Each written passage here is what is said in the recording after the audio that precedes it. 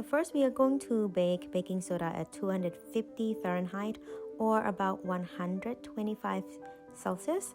The reason we're doing this is we are trying to create alkaline solution to use for the ramen noodles.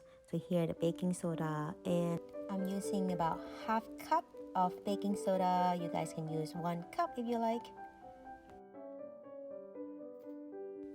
And save the remainder in an airtight container to use in the future. We are going to need about 1.5 teaspoons. The reason why we only use 1.5 teaspoon is because baked baking soda tastes very soapy and bitter, so you don't want to put too much, okay?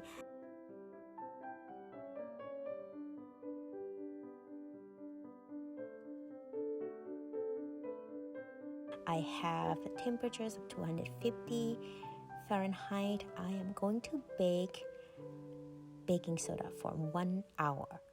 Okay, then after that I'm going to transfer the baked baking soda into an airtight container here after 1 hour. Make sure this part you guys have your dad or your mom here helping. You do not want the baked baking soda to come in contact with your sensitive skin. I have pretty tough skin. I can touch a little bit, but I don't recommend kids, children to touch it, okay? If that happens, I recommend that you rinse and clean that area very well.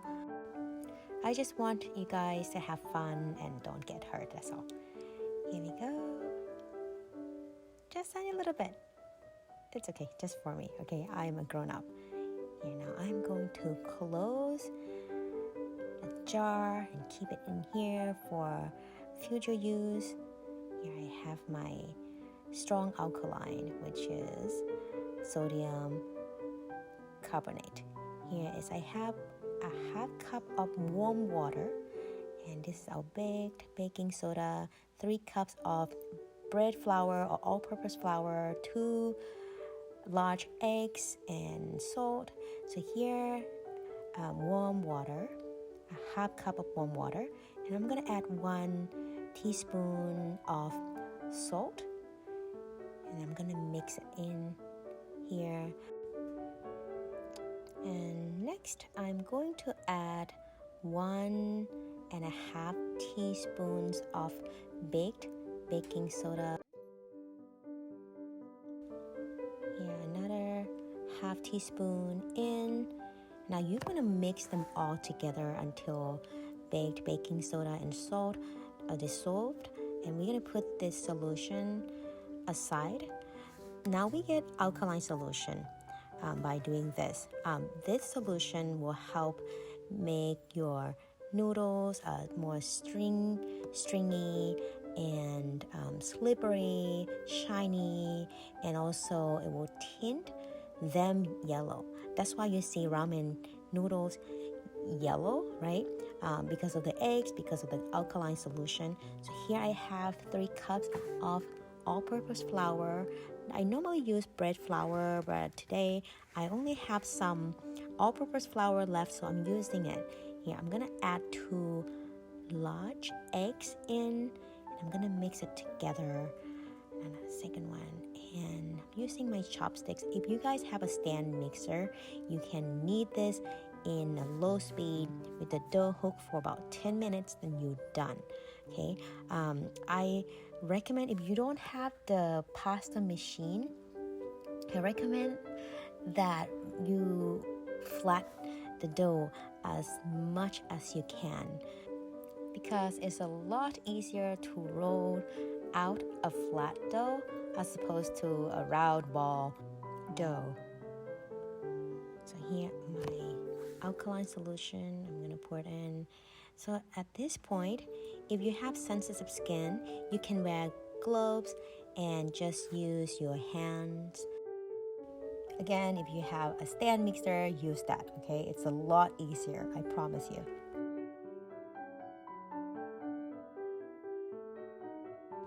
I'm not using gloves here because my hands, my skin are not that sensitive.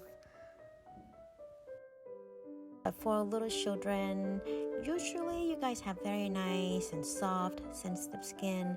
I just want to make sure you guys are safe and having fun with me. Okay, so here, if you have dad, mom, grandma, grandpa, or your caregivers around, maybe you can ask them if they can help, because this part takes a lot of strong muscle. It's gonna take you for about 10 minutes to do so. But if you like to exercise and strengthen your muscle, feel free to do so on your own. That would be fun.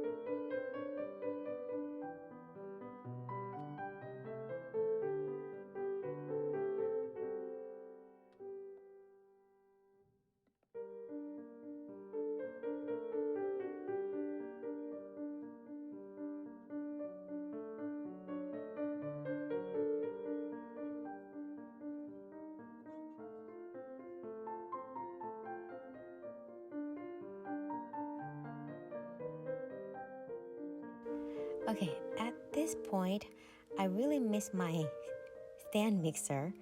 I'm gonna just put this in a plastic bag, and I'm going to continue kneading this dough using my feet instead. So feel free to do so, to join me, to have some fun kneading this dough using your feet. All right, so here, my clean plastic bag. Here we go. A lot easier. You guys see that? Just want to do that. But don't stop, don't stop too fast or too aggressively. Okay, we don't want to break the bag.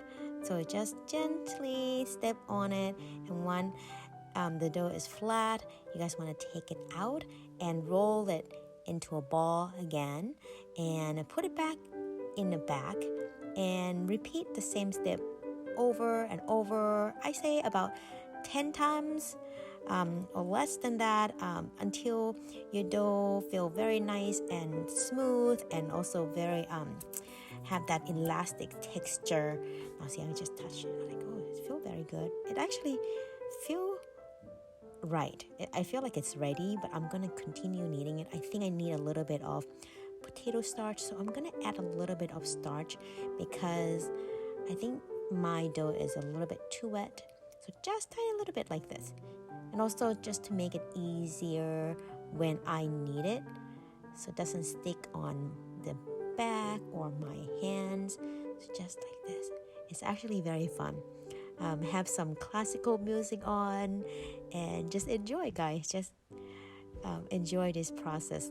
This is one of my favorite parts of noodles making, when I don't use the machine. Okay.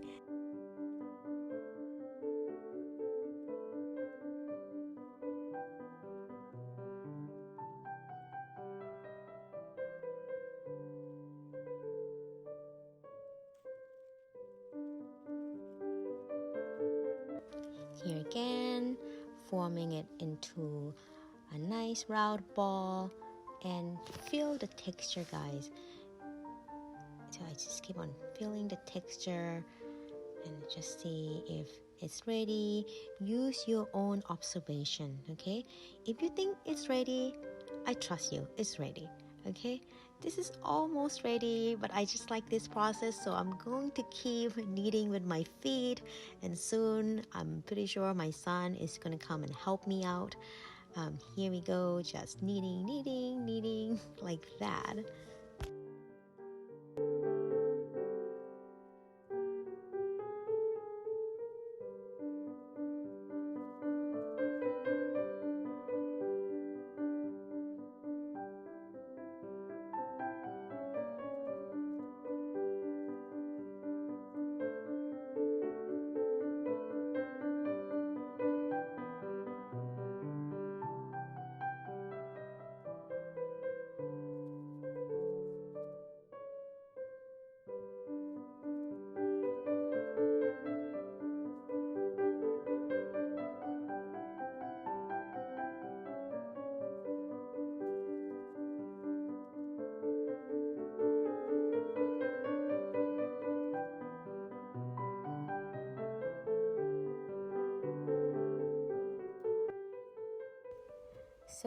I think my dough is ready, so I am going to use a small rolling pin. You guys can use a bigger rolling pin if you have. I love using this one because it's really easy for me. So here I am going to try to flatten the ramen dough out as flat as possible, just to make it a lot easier when you take it out from a plastic bag and roll it and try to cut them into noodles. So here I have my flat dough. After this, I'm going to rest my dough in the refrigerator overnight. Okay? Thanks for watching. See you guys in class. Bye.